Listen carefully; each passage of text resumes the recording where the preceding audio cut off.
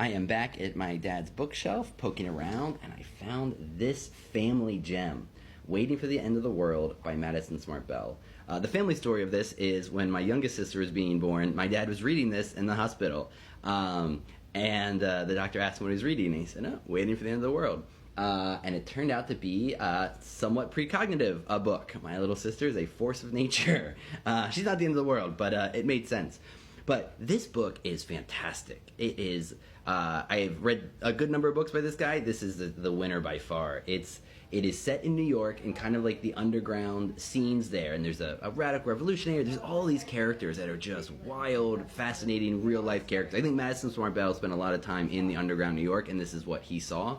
And the plot just goes all over the place. People get involved in strange ways. It's very intricately well done. And it's a heck of a thing at the end. I won't go into it, but it's mostly just following along people's lives, and this tension kind of builds. You don't know where it's going, and then the ending is really fantastic.